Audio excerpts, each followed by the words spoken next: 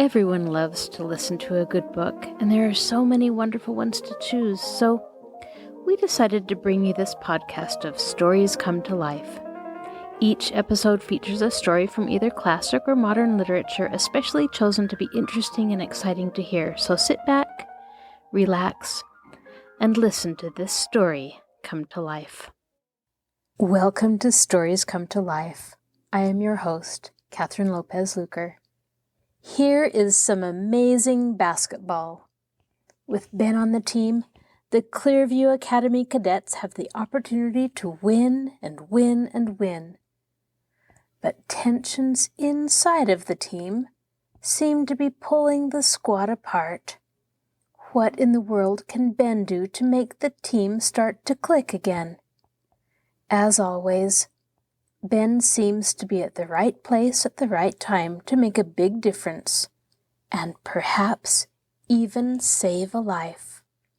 Now sit back, relax, and listen to this story come to life. The Winning Basket by Duane Yarnell. Chapter 11. Cadets, Forward March. On the morning of the game, Ben went to breakfast as usual. Because it was Saturday, there were no classes, and the cadets usually took advantage of the after-breakfast study hour by relaxing in various kinds of pleasures. Ben had always liked to amuse himself by reading, and this Saturday morning was no exception. Following breakfast, Ben stopped by the library and picked up a current magazine.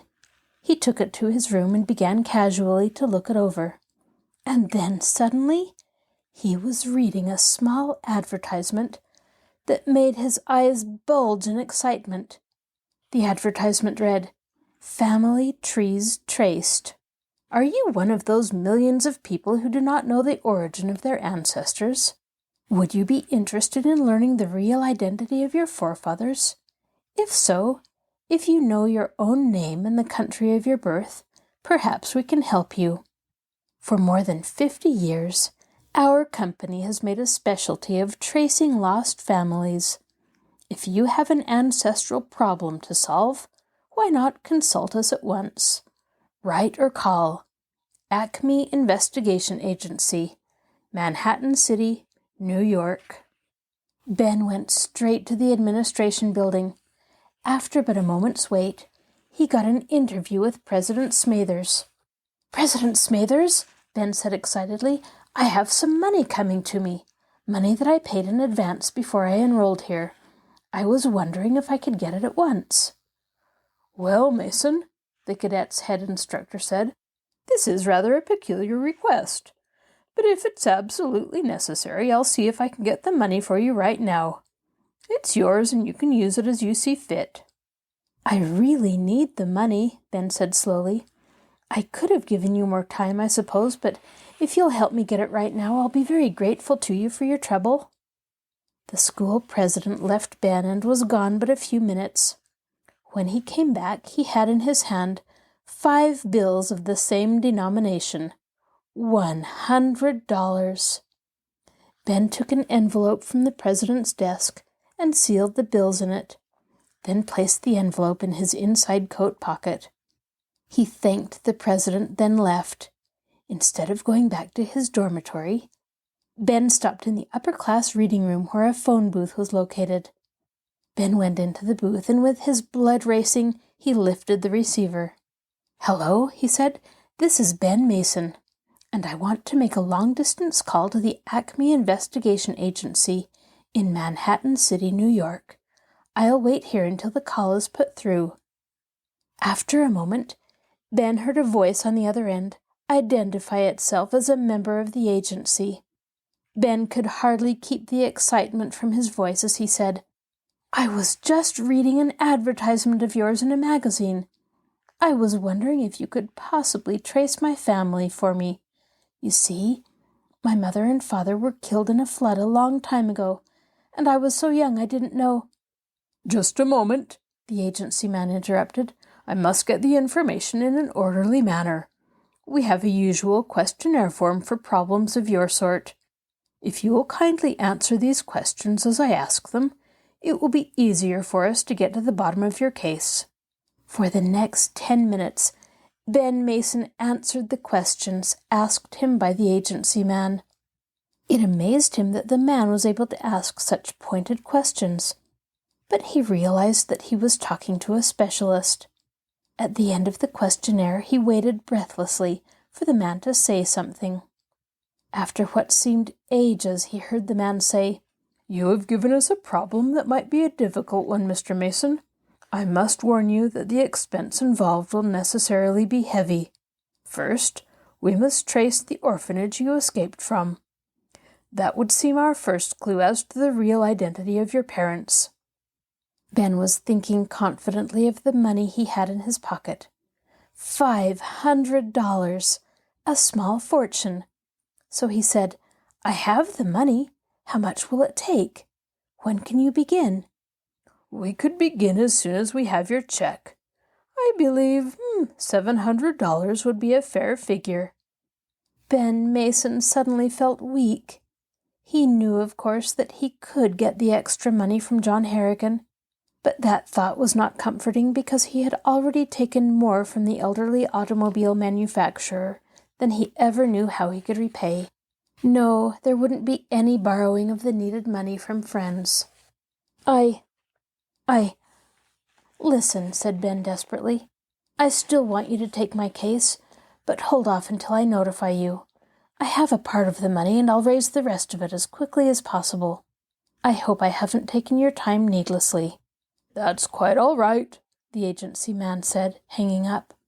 For a moment, Ben stood there trying to find an answer, but gradually it dawned upon him that there could be only one way out. John Harrigan had provided an allowance for both Jack Lassiter and Ben. The allowance was to cover such necessary things as extra clothing, laboratory fees, and personal expenses. The allowance was $50 a month, and in a school where a great deal of extra money was necessary, it was hardly more than adequate. But Ben at that moment made a solemn vow to save as much of that money as possible, even if it meant neglecting things he might otherwise consider necessary. Nothing now was more necessary than providing the investigating agency with the money needed to begin the search for the identity of Ben's parents. It was a sad-faced young man who walked back to his dormitory. He entered the building and almost bumped into a group of basketball players. Hal Chase, Rodney King, Lassiter, Lard Adams, and several other upperclassmen were discussing the game that would be played that evening. Ordinarily, Ben Mason would have been treated as a regular plebe, but the fact that he was now a member of the varsity team caused him to be accepted as an equal. It was Rod King who saw Ben first. "You certainly don't look like a man who's just been handed a coveted spot on the varsity basketball team," Rod said. Ben shrugged. "I wasn't thinking about that," he admitted. "Something tells me," Hal Chase said, "that you're doing some heavy worrying right now. What is it, fella? Maybe we can give you a mental lift. Come on, spill it to Papa." "Why not?" Ben said, forcing a big grin. "I'm looking for some money. 200 cold hard dollars to be exact. Maybe you can give me some suggestions. I need it plenty." "What could you do with that kind of money around here?" Lassiter demanded. "And who do you think could give you the money without first writing home for a loan?" "Forget it," Ben said. "I was just talking. I need the money all right, but I wasn't figuring on anyone loaning it to me. I'll get it, even if I have to go without something to wear." "I don't see," Hal Chase began. "It isn't important," Ben said, dismissing the subject. "I have to get out of here now. I'm due for my regular drill training at the armory. So long." As Ben started to move off, Rod King called after him, "Take it easy on drilling today. Don't forget that you're going to need all of your strength in the game tonight. Bronson's no pushover. Remember what the coach said about keeping off your feet as much as possible. Say, if you want me to, I'll get you excused from drill today." "It won't be necessary," Ben said. "Saturday morning drill is never very heavy. Besides, it's fun. It takes my mind off basketball. It keeps me from getting stage fright." Ben went into his room, got into his field clothes, then walked over to the armory. There he found his drill group waiting. Inquiry on Ben's part revealed that the squad leader had not yet shown up. Usually they were drilled by a senior cadet. They milled around a while, and then suddenly the door opened, and a young man came in. Ben recognized Monroe, the man who had given him so much trouble in the plebe dorm. "Attention, plebes!" Monroe commanded. When the entire group came to rigid attention, Monroe continued, "Your leader couldn't get here today, so I'm substituting for him. It's a nice day outside, and there's no point in drilling in here. All right, left face, forward march. Fours march, right, left, right, left, right." Ben Mason marched through the armory door with the rest. Was he imagining things, or was it true that Monroe's eyes had been focused upon him, a peculiar light burning in them? Was it a natural cause that had brought Monroe to the armory to drill the plebes?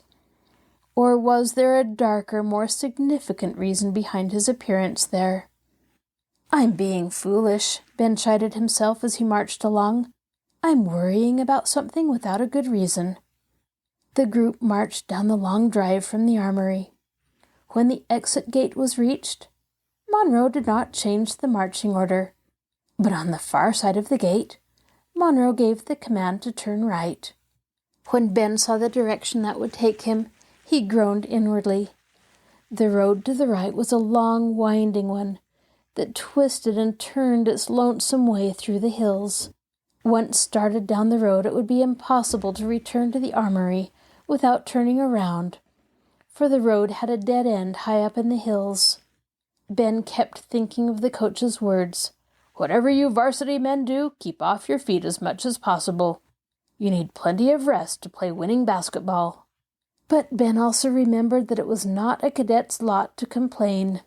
So for half an hour he kept perfectly quiet. But when they were 3 miles up the long, steep grade, Ben was perspiring under his winter uniform, and his legs were already beginning to feel the effects of the long, punishing march. 3 miles. That would mean another 3 miles getting back to the dormitory. But they were not turning back, or even showing signs of slackening. 4 miles, 5 miles, 6, 7 miles they marched. Steel leg muscles were beginning to wilt under the punishing strain. Back muscles were becoming increasingly more weary. But more than anything else, the time was fleeing. The sun had swung over in the sky, and now it was burning down from straight above. Unless the march was terminated, unless the homeward journey was begun immediately, Ben knew he would have little time to rest before the long bus trip to Bronson College. Finally, he could stand it no longer. At the first opportunity, Ben stepped out of line and addressed Monroe.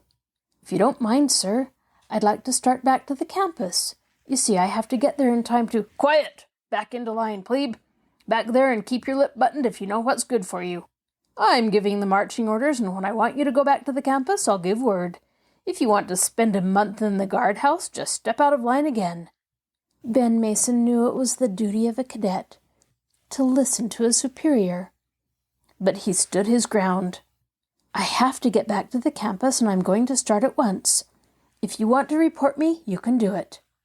With that, Ben did an abrupt about-face and began to hurry back down the grade. At once he heard a shrill, angry command behind him. "Halt, Mason! Halt this moment!" Ben did not turn back. Once again he heard a sharp command behind him. This time the voice of Monroe held an ominous tone. "Hendricks, McGonigal, Bretster, Stetson, get that man! Bring him back here at once. That's an order." Ben looked back over his shoulder. He knew now that surrender to the four would mean only one thing. He would be escorted back to the campus under military guard, and if that happened, he wouldn't possibly be there in time to leave with the basketball team.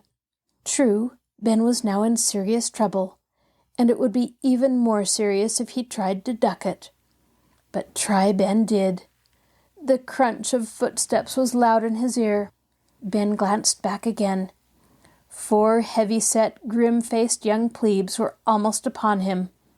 And then Ben began to run. He started his run with a burst of speed that carried him down the grade and around the corner in a swift, ground-eating, springing stride. Soon he heard his pursuit fall behind. Rounding another curve, Ben was momentarily alone. Looking off the edge of the road, he could see far down the grade, could see the road unfurling beneath him like a ribbon from a spool.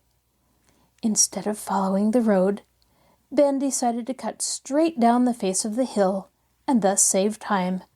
Just as he stepped off into the brush, he heard a screaming siren back up the hill.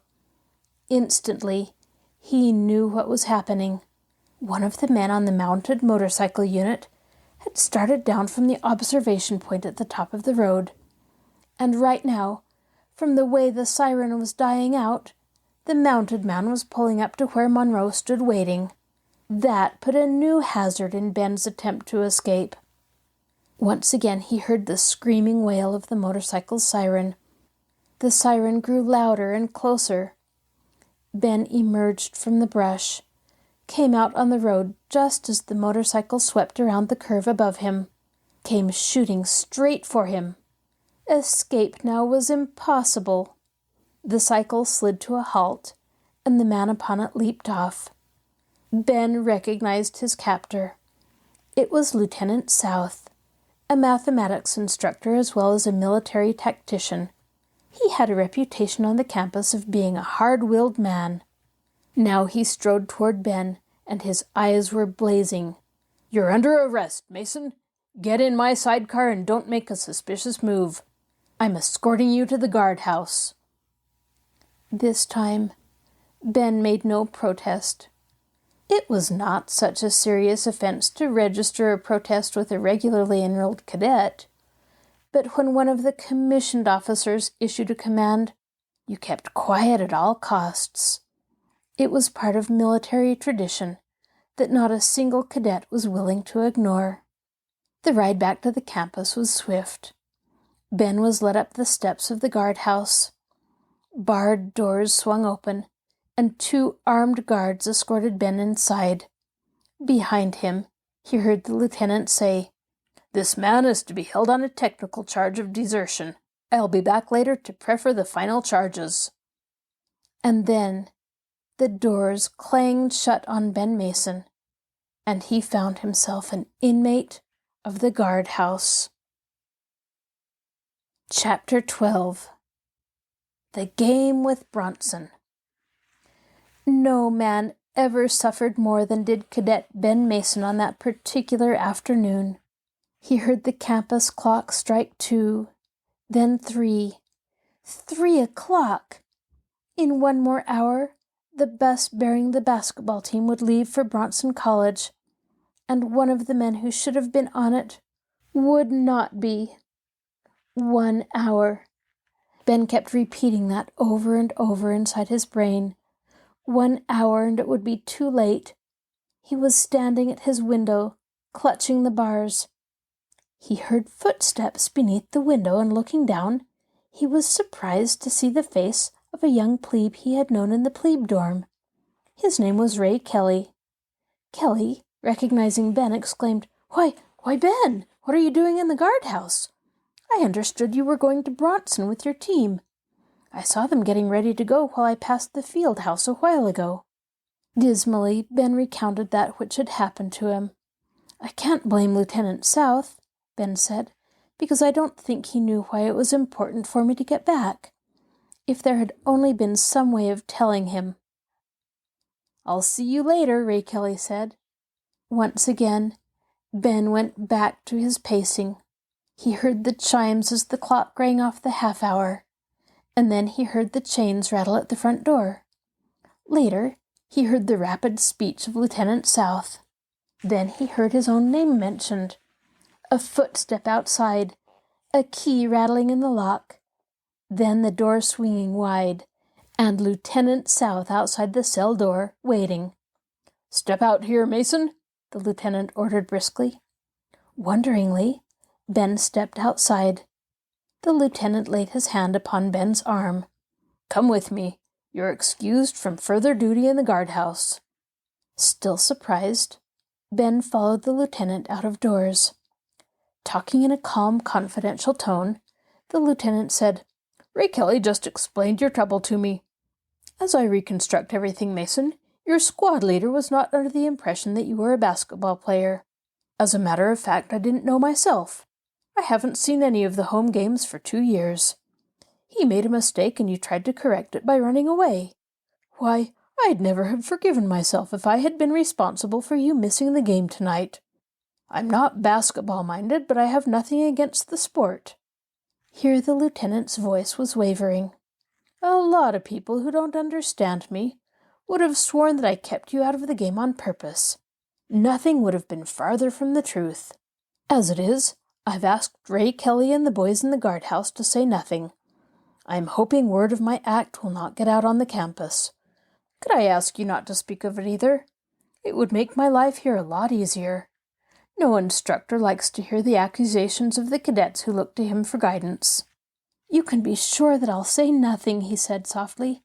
"I'm too happy to get away to be vindictive." For an instant, Ben thought his troubles were over. He was free, and there were still a few minutes left in which to catch the bus for Bronson. But when he began to run toward the dorm, he realized how wrong he had been. His legs were no longer strong-feeling and springy. There was about them a deadness that filled Ben's heart with swift alarm. What would happen if he didn't recover from the effects of the long march? Could he ever tell his coach the reason for his run-down physical condition? He had promised that he would say nothing. He was doing this to protect Lieutenant South from criticism from the rest of the cadets. At the same time, he was aware that it would not do to criticize Monroe for his part in the affair. Monroe would simply say that he hadn't known Ben was a varsity man, or he might say that he had forgotten. At any rate, there would be no proving that Monroe ordered the march just to get Ben in poor physical condition for the game. Ben's insistence that this was true would only tend to get him in bad with the rest of the cadets, who hated a poor loser. Ben changed his clothes on the run. Still hurrying, he went out to where the bus was waiting. The others were inside already. The moment Ben stepped aboard, the coach gave the signal for the bus to pull out. When they were rolling down the drive, Coach Craig turned to Ben. "You gave us a scare, Mason. The rest of the boys were ready an hour ago. We were afraid we were going to have to leave you behind. Don't worry us like that next time."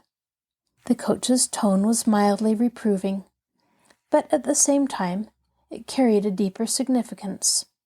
His tone told Ben that he was counting on him to carry a bulk of the load tonight, and that was the thing that hurt Ben.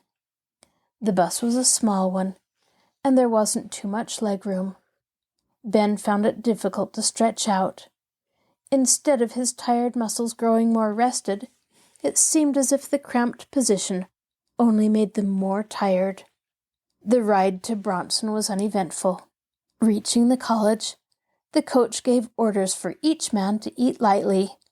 For a pre-game diet, he suggested poached eggs on toast, baked fish, and fruit. Once the meal was over, the team went to the gym to relax and wait for the game. "Tonight," the coach said, "I'll want you first squad men to remain in the gym and rest. While the first game is going out on the floor, I'll not be with you, as I have the seconds to watch, but I know I can depend on you to keep out of trouble." The second team went out, and Ben found himself alone with Lard, Lassiter, Hal Chase, Rod King, and the 3 first-team substitutes. It was Rod King who opened the conversation. "I'm captain of this team," he said slowly. "I think it's my duty to say this to you all. There has been friction on this squad in the past, and now that we have a new varsity man, it's possible that there could even be more friction. But I'm warning against it. If I see any one of you trying to make another look bad, I'll see that you get pulled from the game. If I see a bad violation, you can depend on me to see that you'll never play basketball for Clearview Academy again." Ben looked at Lassiter, and Lassiter looked at Ben. Ben thought he knew what Lassiter was thinking. It was clearly written on Lassiter's face. Lassiter knew that Rod King would carry out his threat. He would be afraid to do anything on the court that would make Ben look bad. But Ben wasn't sure that he could look good anyway. Not the way he felt. His whole body was tired from the march, and every move came with great effort. To add to his discomfort, the door opened, and there was Harrigan. John Harrigan came in. There was a friendly smile on his face. "Howdy, fellows," he said. "It looks like we're going to have a chance to take 2 games from Bronson tonight. The seconds have gone into an early lead, and I think they'll be able to keep it. I suppose you boys think you'll win your game?" "We're going to try, sir," Rod King said, "but we know we have a battle on our hands. Bronson College is strong this year, and they'll make us play our best brand of basketball." John Harrigan looked pleased. Then he nodded to Ben and Lassiter. They got up, followed him to the back of the dressing room. When they were out of earshot of the rest of the squad, Harrigan said, "You boys both look as if you're in the pink of condition. I'm counting on you for some stellar playing." "I'm in perfect training," Lassiter said confidently. Ben realized he was expected to say something. He tried to forget the dead feeling in his legs. I feel well myself," he said. "I believe we'll be able to win tonight." "I'm glad you're both in fine condition," Harrigan approved. "I may as well tell you something. Outside of basketball, I can find no weakness in either of you. It's becoming harder and harder for me to decide which of you to choose to run my business after I'm gone. It looks like the decision will have to be made on the basketball floor. The basketball court is a revealer of character. You may not realize it, but by watching you play, I can discover a lot of things I've been searching for. I can tell if you're in condition, if you observe team play, if you're willing to make sacrifices. I only thought it fair to tell you how I feel about the game. Well, I want to get back out and watch the game. I just thought I'd stop in and see you both a moment. Best of luck to you." Ben felt no better when Harrigan was gone. So Harrigan was counting heavily on what he saw on the basketball court. Ordinarily, Ben wouldn't have minded that, but today of all days, how could he be expected to play winning basketball? Of course he could explain to Harrigan that he had had to waste his energy marching, but that was too much like complaining. Harrigan wouldn't like to hear a complaint from Ben's lips. Besides, that wasn't Ben's method of doing business. Ben Mason could take it. The seconds won their game by a close score, and then the first team went out onto the court. The warm-up was quickly accomplished, and then the coach was calling them together for the huddle that always preceded the contest. "I have some great news for you," Craig said excitedly. "Tonight, Corona is playing Navy Prep. There was no second-team game, and they got started earlier than we're starting. The Navy boys are leading Corona at the half, and if they keep it up, they can knock Corona out of the undefeated class. When we meet Navy, all we have to do is beat them to go into a tie for the lead. But we have to do more than that before we meet them. We have to win every game we play. Tonight's is more important than the next few will be, because we're going onto the floor with a new combination. A combination that has not been tried under fire. I'll give you at least the first quarter to get started, but if you fail to click after that, I'll make substitutions."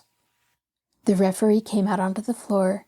He held the ball up between the rival centers. The Bronson College band was playing loudly, and the cheering sections were screaming. The 2 centers leaped as one, and it was Rod King who jumped the highest. While the gym was still a pandemonium of riotous sound, the Clearview Academy center tapped the ball back to Lard Adams. The home team fell quickly back into defensive position, and the game at once settled down to a serious battle of basketball. Lard Adams and Hal Chase worked the ball beyond the center line before the 10 seconds had elapsed. The Bronson defense was set up about 15 feet from the basket, and thus it was possible to work the ball down close. The Clearview guards had several opportunities to take long shots, for the Bronson men made no attempt to come out and get them. However, it had been the policy of Coach Craig to teach his men to work the ball in for close, under the basket shots that were always almost certain to go in. Working the ball in close always took more time, but there was less chance of losing it to the other team. And so the first period opened. From guard to guard the ball zipped. Occasionally there would be a swift pass into the center circle where Rod King was stationed, but the Bronson guard was always too swift for Rod, and he was forced to pass back out. 1 minute, 2, still no short shot. Then came the break that changed the complexion of things. Ben Mason, in the first flush of competition, had managed to forget the ache that was in his tired muscles. He was running as he had always run, swiftly, craftily. Now, as he suddenly raced into a corner to take a pass, he found that he had gained a step on the man whose task it was to guard him. A step is not much distance, but in basketball, when you are a step ahead of pursuit, you have an all-important edge. Ben dribbled in a mad line toward the basket. He left his feet to drive the ball toward the hoop. But in a split second, the Bronson team realized what was happening, and they shifted to a new type of defense. When it was apparent that Ben would score, that his own guard could never stop him, the closest Bronson man moved in to help. As Ben leaped high, the guard who had been assigned to Lassiter leaped high with him. Ben saw that the man's hand was obstructing the shot at the basket, so instead of shooting, Ben waited until the last instant, and then passed to Lassiter. Lassiter, for the unguarded moment, was free. He was also racing in toward the melee of players. He took Ben's pass and lifted an easy shot toward the basket. The ball bounded down off the backboard and fell into the net for the opening score of the game. The cadets who had accompanied the team to Bronson were upon their feet, and their voices were loud in praise. "Nice going, Lassiter, old boy," they shouted encouragingly. But down on the floor, down where the players had seen every bit of the action, it was a different story. "Nice going, Ben," Rod King whispered. "That was beautiful teamwork. Lassiter got the credit for the score, but you were the one who really made it." Ben wondered briefly if John Harrigan knew that, but his personal problems faded in the heat of the battle. In a flash, the Bronson quintet brought the ball back up the court. The fury of their attack was awe-inspiring. They came surging back like a tidal wave. The Bronson right guard let fly a long shot from the center of the court.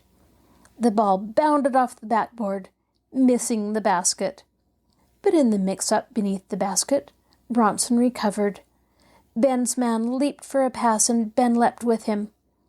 It was at that instant that Ben felt the results of his morning march. His jump was a strong one, but it lacked inches. His man got the ball. Desperately, Ben tore after him, but the damage was done. As he left his feet, he knew that he was late. The ball left the shooter's fingers and flipped in for a counter. Only by a swift turn was Ben able to avert a collision that would have cost an extra shot. On the way back down the court, Hal Chase said, "Don't take it to heart, Ben. We all lose our man once in a while." But in Ben Mason's heart there was a sudden dread. This was the first time he had let his man go. Would it be the last? Only time could answer that question. Again it was Lard and Hal who brought the ball back down.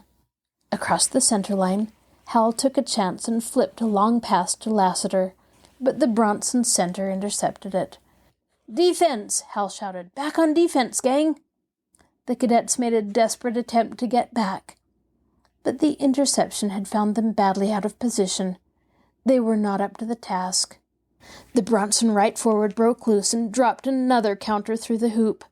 The local cheering section went into hysterics. At the same time, Captain Craig on the cadet bench was trying his best to put down a fierce scowl. Once again the cadets were in possession of the ball, and once again they tried to bring it down in a rush that would culminate in a score. But something had happened to the fine precision that had been characteristic of the cadets in practice. Their passing was off a trifle, just enough to make them look slower than the home team. Once, twice, the ball flipped back from Lard to Hal Chase, and then on the third time, Lard fumbled, and the ball rolled into the hands of a Bronson man. The Bronson interceptor dribbled a few steps, then lifted the ball through the hoop for another 2 points. From that moment until the end of the first period, the cadets were hopelessly outclassed. Time and again they got possession of the ball, but always it was only to lose it. The period ended with Bronson leading 17-6. In the huddle, Rod King was furious. "We're supposed to be a basketball team. What's happening to us? We never played this way before. Where are we weak?" Ben Mason thought he knew, but he wasn't positive. He believed his own physical condition was just poor enough to slow down the rest of the team. However, there was always the valiant hope that he would get back in form, and so he remained quiet in the huddle. If only he could hold out long enough, if only he could hide his weakness until the team could get to clicking again. The whistle blasted for the next period. The cadets went back into position, vowing to make the score even. At the tip-off, Rod threw all of his youthful strength into one high leap. He got the tip, batted the ball to Lassiter. Ben at the same time went crashing down the court, trying to break away from his man. Momentarily, with the surprise element to aid him, he worked into the clear. The pass shot toward him, clear and accurate and true. Ben leaped for it, but at the moment his physical condition got the better of him. His aching left leg, the one he used to spring from, failed to function properly. Muscles rebelled and the pass went out of bounds, beyond his reach. "Outside!" the referee shouted. "Play it in, Bronson!" "Time out!" Rod King ordered. Then in the huddle, Rod looked questioningly at Ben. "Ben, I've been trying to figure out what's the matter. You don't seem up to your usual form. Did you get plenty of sleep last night? Are you in playing condition?" "I got plenty of sleep," Ben said desperately. "That was my fault. I'll try to snap out of it next time." Once again the game got underway, but this time Ben was clearly out of it. His steps were flagging, and his motions were a split second late. It became clearer and clearer as the quarter went on that Ben was holding the cadets back. Finally there was a blast of the whistle from the sideline. Glancing over, Ben saw the thing he had feared. A substitute was rushing out onto the floor. "Brown in for Mason!" he shouted to the referee. The cadet rooters gave 9 long cheers for Brown. They ignored Ben, who trudged slowly up the sideline, his head bowed in humiliation. The coach said but a word to him. "I thought I was right about you, Mason. I thought you were going to be the difference between a loser and a winner."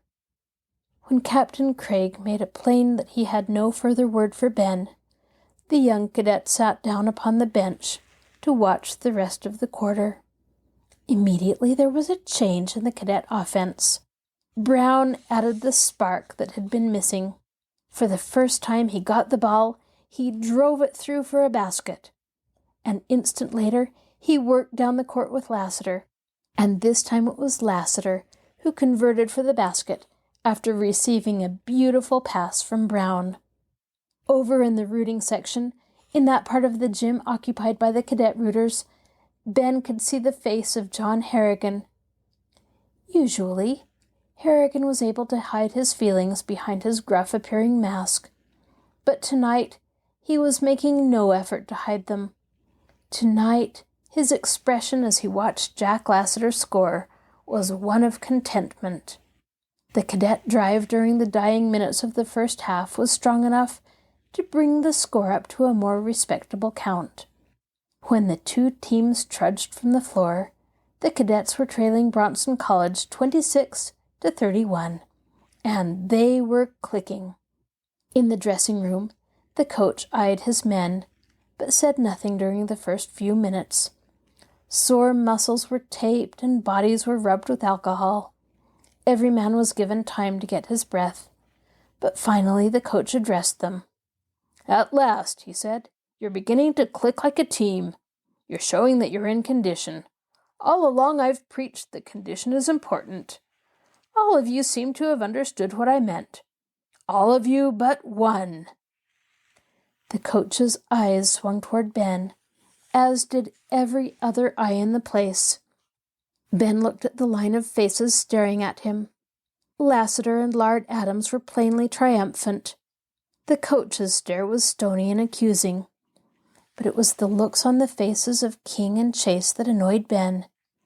They, too, seemed to be siding against him. "Mason," the coach said slowly, "I gave you a chance to become the best-known plebe of the year. I gave you an opportunity to do something glorious for your school on the basketball floor, but you were not up to it. By your play you've proved that you are sadly out of condition. You showed definitely that you did not appreciate the trust and faith I put in you when I made you a member of the varsity. You were capable of playing excellent ball, but you played badly. At first I thought it was stage fright, but later I knew it was simply a lack of condition. You know how I feel about it. From now on until further notice, you will again be a member of the second team. I will give you a few more days to get into condition. If you refuse, then I'm afraid I'll have to drop you from the squad." For an instant, Ben Mason wanted to blurt the truth. He wanted to shout, "Don't blame me, I can't help it that I'm in this condition. I had to march more than 15 miles, and that's why I'm not able to give it my best." But Ben Mason said none of those things, for he was remembering that which he had so often heard. A cadet never complained. The varsity played good basketball, even if it wasn't inspired basketball. They surged from behind, and in the dying seconds, Jack Lassiter dropped in the basket that clinched the victory. And then in the dressing room after the contest, the coach handed them the final news. "Navy Prep defeated Corona tonight. We'll be playing Navy Prep in a few weeks. If we win from them, we're tied for first place." Chapter 13. Branded.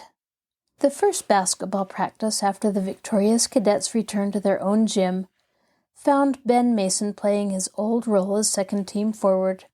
It also found something else. Hal Chase and Rod King were definitely cold toward him. Ben, of course, understood this. They had taken his poor physical condition on the night of the Bronson game at its face value. They had been wrong, of course, but that was for them to learn by themselves, and not for Ben to tell them. After practice, Ben returned to his dorm alone. Inside, he was quite surprised to find a letter waiting for him. It was from the investigation agency he had called during the past week. Ben read, "Following my talk with you by long distance, I thought perhaps there was a possibility that you considered our price a trifle too steep. I quoted a figure of $700. Therefore, if it can bring us to a working agreement, I am willing to offer to trace the identity of your parents for the sum of only $600. If this new figure is satisfactory with you, may we hear from you in a few days? The sooner we start, the better for both of us. Yours very truly, Acme Investigation Agency." The letter left Ben with a strange feeling of longing. He needed but $100. But he needed it now. Somehow, sometime soon, he must get the money. But how? That was the unanswerable question.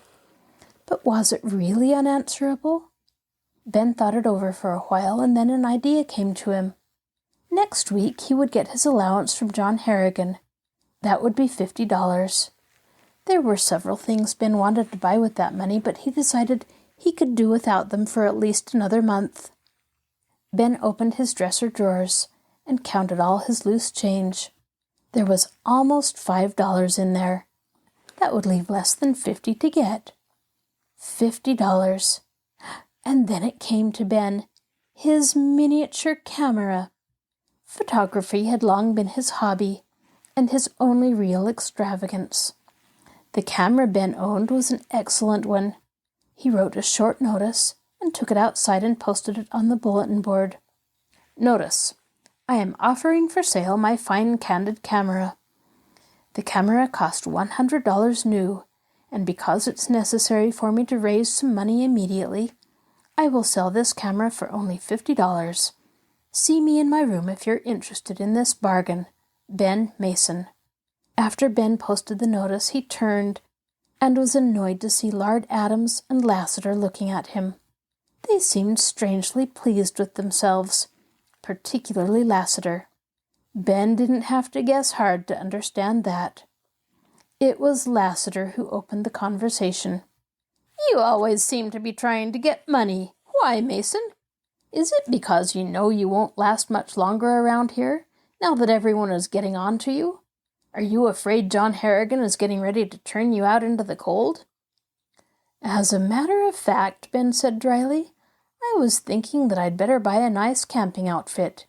You can never tell when you'll get an order to make a long march up into the hills. It would be difficult trying to sleep out of doors, particularly when you were too far to march back home the same night.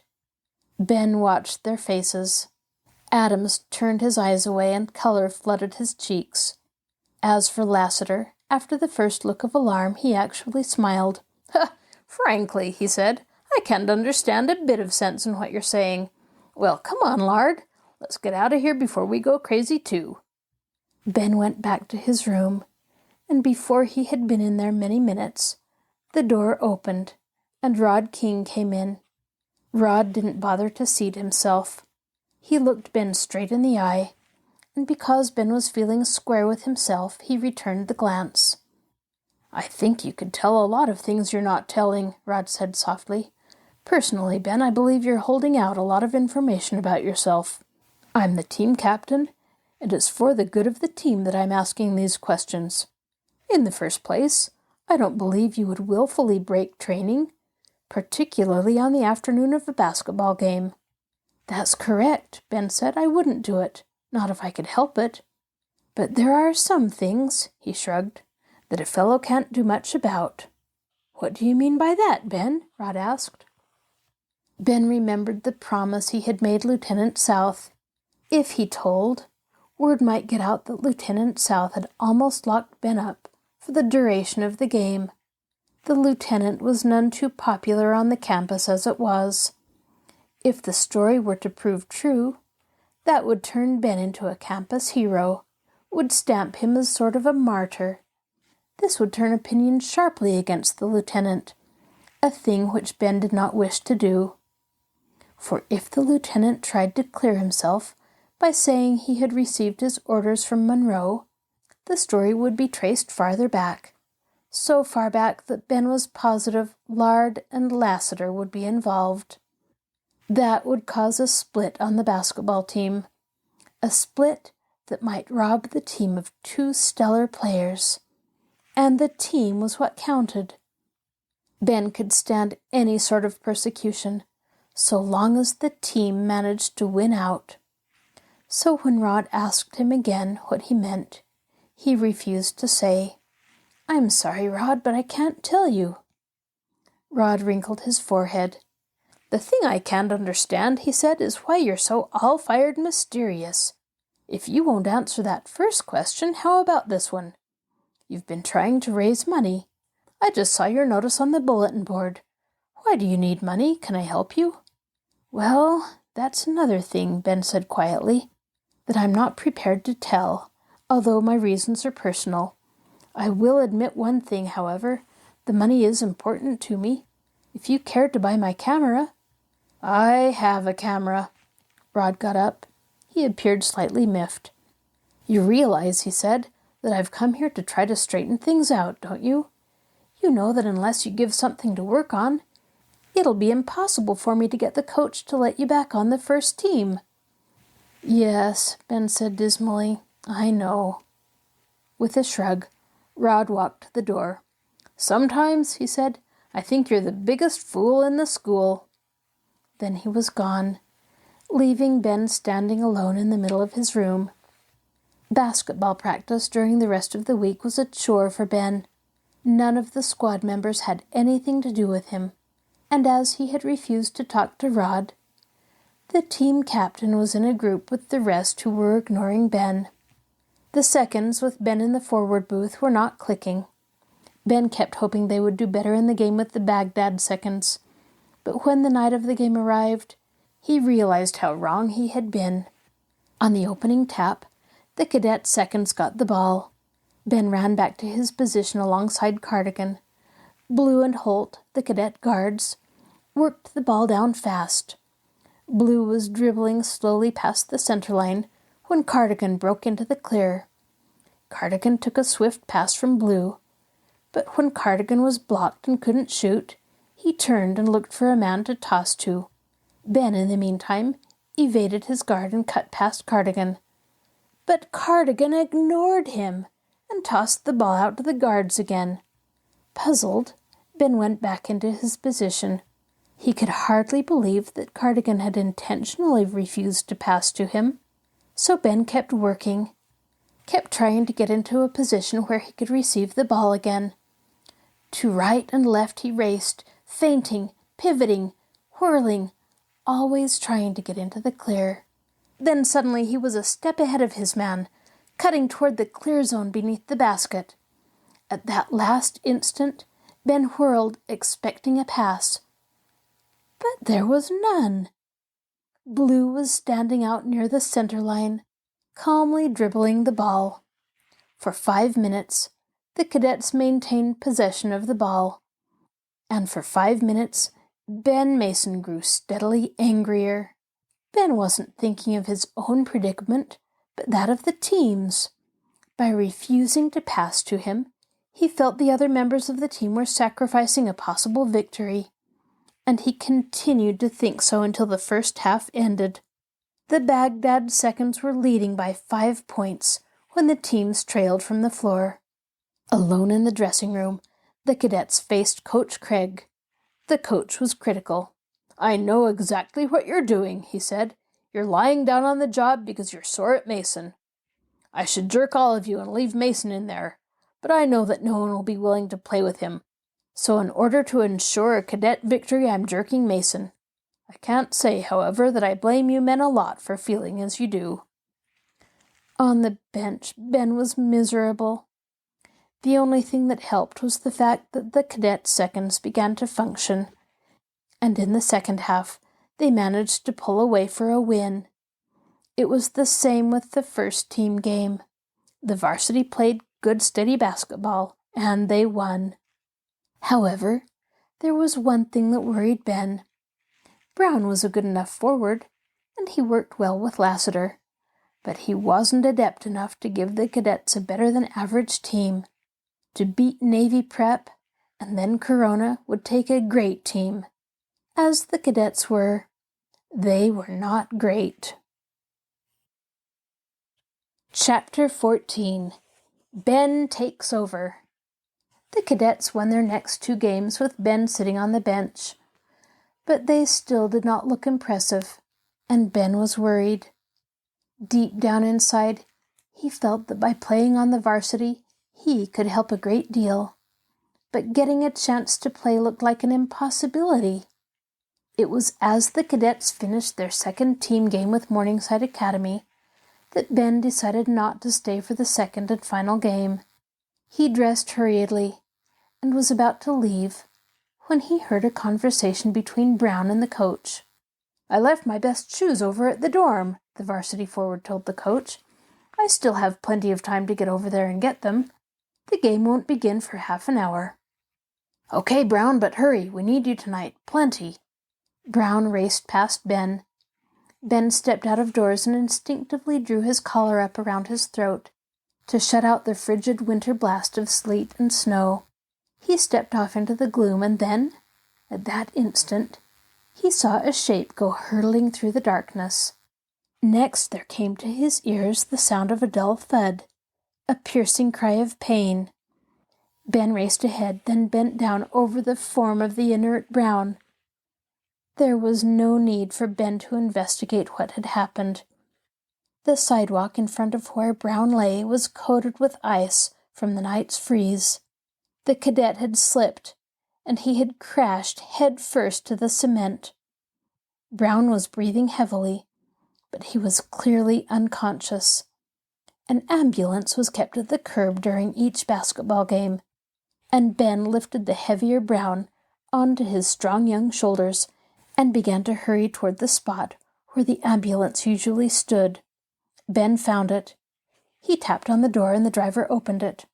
"I have an unconscious man," Ben exclaimed. "We'll have to get him to the hospital at once." "But my attendant's inside watching the game," the driver shouted. "We can't go without him."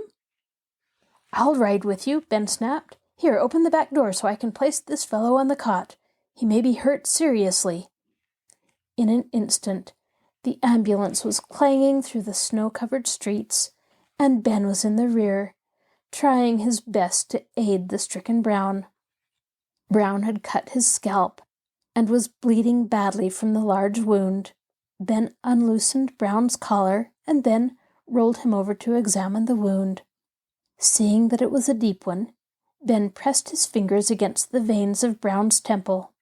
This pressure against the veins caused the blood flow to lessen almost immediately. Ben held his fingers in that position until the ambulance clanged up the drive and stopped at the emergency entrance of the hospital. Attendants came running and immediately relieved Ben of his duty.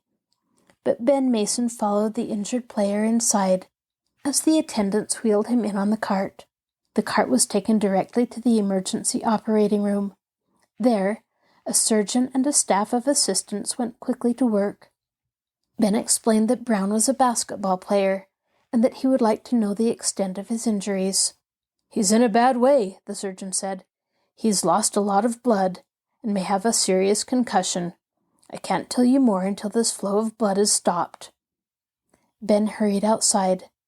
At the end of the hallway he found a phone booth. There he put in a call for the gymnasium. When he heard the coach's voice on the wire, he said, "This is the hospital. Brown has been hurt and won't be able to play. No, don't worry, there's nothing you can do. I'd advise you not to mention this to the team. It might upset them. If there's any further change, if Brown should get into severe trouble, I'll call you and notify you." "Thanks," the coach said. "Say, who is this?" But Ben hung up. He walked back to the emergency ward's door. He was pacing outside, wondering how the hapless Brown was making out. Suddenly the door opened, and an intern stepped out. Seeing Ben, he said, "That kid's in bad need of a transfusion. Can you tell me any of his friends we could call on? He needs type A positive blood, and while we usually have people to call on, we can't reach them in time. This transfusion has to be made immediately." "Take me," Ben exclaimed. "My blood type is A positive. I know because I gave a transfusion once before." The intern grasped Ben by the arm and fairly dragged him off into another room. This proved to be a laboratory. Ben was told to get out of his shirt at once. Then he was seated on a chair amidst the gleaming, white enameled equipment. The intern took some cotton and thrust it into a bottle of clear liquid. Then, while Ben watched, the intern dabbed his arm with the alcohol. Ben watched as the long needle penetrated the vein in his arm. Soon he saw the blood being drawn out, saw it grow higher and higher in a bottle until it completely filled it. "If I were you," the intern said to Ben, "I'd go lie down. You'll find a cot over there at the end of the wall. If you want, there's a radio beside the cot. Turn it on." Ben protested that he didn't feel like lying down. He wanted to know at every moment the progress Brown was making in his battle for life. But the intern was adamant. "See here, youngster, you're a fine physical specimen. But the fact remains that you've lost a pint of blood, and you should have some rest. Of course, it's possible for you to keep going, but it isn't the best thing in the world." Reluctantly, Ben sat on the edge of the cot. When he was left alone, the time began to weigh heavily upon his hands. Restlessly, he turned to the radio as an outlet for his nervous energy. He flipped it on, and in a moment, he was listening to the sports announcer of one of the local stations. "The score as we go into the second period is tied at 10-all. From our observation booth, it appears that if there's going to be an edge at all, it will be with Morningside. Because of the hard playing, there have been many fouls called.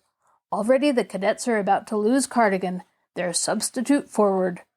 After playing the entire first game, Cardigan was called upon to go into this one. He already has 4 fouls upon him, and 1 more will banish him from the lineup. If Cardigan leaves, the only available substitute is Ben Mason, and Mason hasn't been seen. Brown, the regular forward, is mysteriously absent. Lassiter has the ball. He's trying to shoot, but can't get clear. Now he's throwing the ball to Cardigan.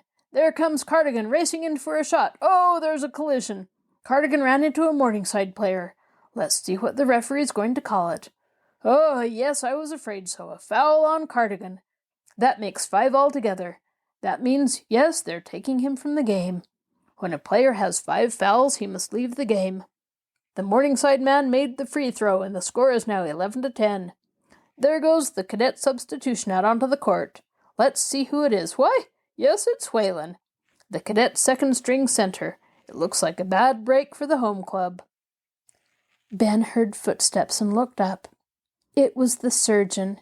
He came into the room, stripping off his rubber gloves. "We got the wound fixed and the bleeding stopped.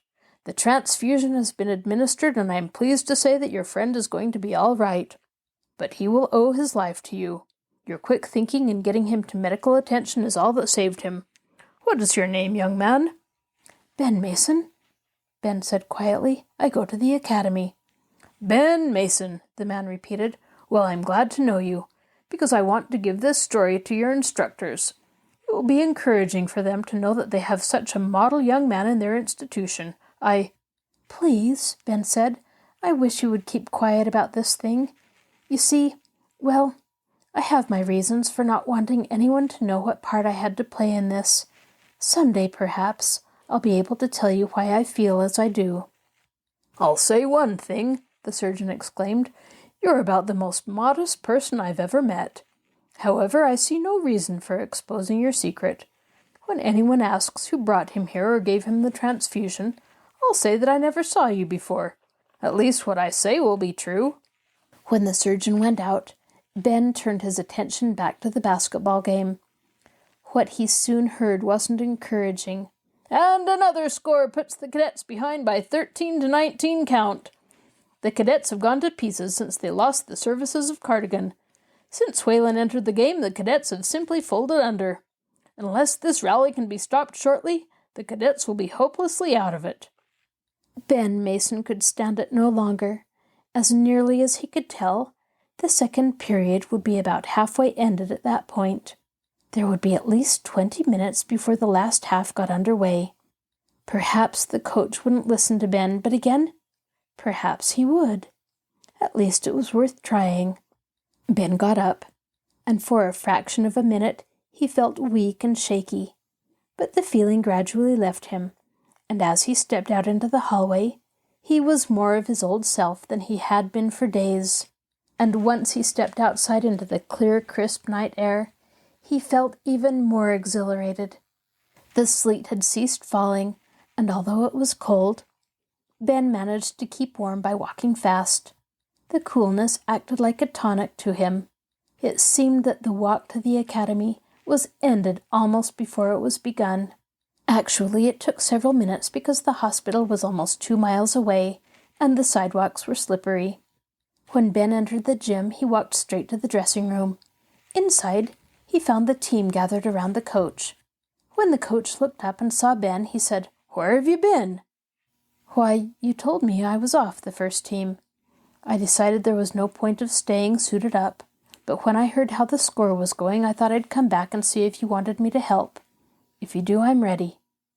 The coach scowled. "I can understand why you left, But don't you realize that it's your duty to stay around? You're on the basketball squad. You never can tell when an emergency might come up and you would be needed. I take it then that you'll be needing me? Shall I get dressed? Again the coach was scowling. I didn't say so. As a matter of fact, I think we can get along by ourselves. We've managed to do this far without your help. Ben realized that the coach was acting reluctant for the squad's benefit, so he said deliberately, I'm not saying I'm the best basketball player you have, but I do say this. You need players and I can help you. If you want to be stubborn and forget the good of the team, all you have to do is say so. If you're that kind, I want to turn in my suit. But on the other hand, if you're willing to forget your own pride and put me into the game where I belong, I'm ready to play to the best of my ability. What shall it be? The rest of the squad seemed amazed at Ben's show of spirit. They also seemed resentful that the coach did nothing about it. You win, Mason. We do need you. The score is 25-17 against us, and it gets worse instead of better. Get dressed as soon as possible and then get out onto the floor. You'll go into the game for Whalen. Someone stuck a head through the door and yelled, It's time for the second half. Out onto the floor, Clearview. The team started to leave, but Ben was already changing clothes. Outside he heard the band start playing, and he knew the second half had begun. Suddenly there was a low, roaring groan, and Ben guessed that the invaders had made another score. Quickly he tied his shoe, then hurried out onto the floor. He glanced at the scoreboard as he reported to the timekeeper. The score was 27-17. It would take 5 baskets to tie. Ben went out onto the floor as the whistle was blown.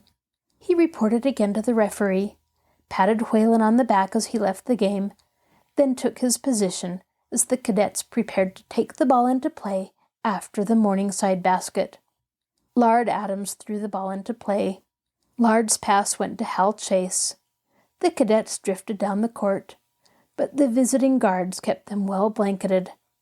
Ben had entered the game fresh, notwithstanding his weakened condition because of the blood he had given, and this freshness immediately asserted itself. He broke toward the corner, and when his guard tried to follow him, he stopped, then turned back toward the basket, the maneuver giving him a full step advantage on his guard. Ben was in the clear and shouting for the ball, but it didn't come. Ben Mason was immediately so angry he could hardly see.